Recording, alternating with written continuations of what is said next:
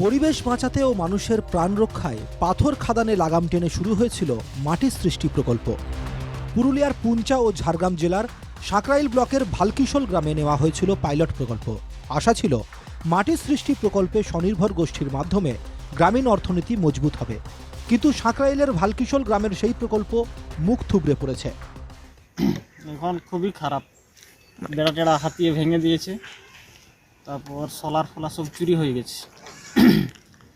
চুরি হওয়ার পর ড্রাইগন বাড়ি ছিল, সে নষ্ট হয়ে গেছে। তো ডিএম সাহেব করে দিয়েছিল আর কি লতাদের জন্যে। সেটা সেখানে থাকার কোনো ব্যবস্থা নাই, কোনো বাড়ি ফাড়ি কিছু বানায়নি।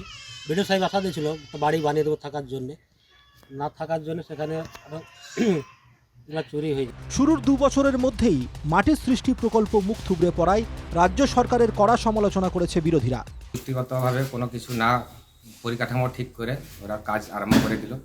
কাজের কিছুটা করার পর সেখান থেকে কোনো রক্ষণাবেক্ষণ নেই, সেখান থেকে চুরি হয়ে যাচ্ছে জিনিসগুলো, কারো কোনো প্রশাসনেরও কোনো ভূক্ষেপ নেই।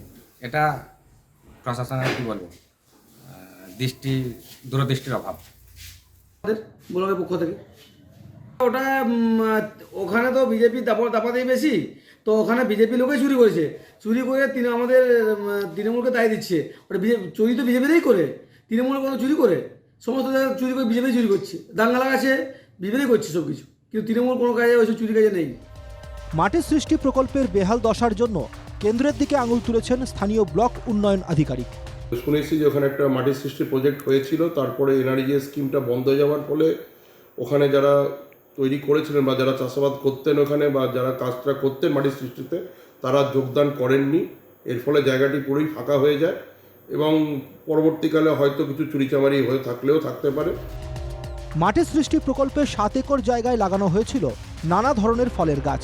নজরদারির অভাবে অধিকাংশ দামি গাছ উধাও, হাতির হানায় তছনছ হয়েছে বাগান। ঝাড়গ্রাম থেকে টুটুন দাসের রিপোর্ট, এনকেটিভি বাংলা।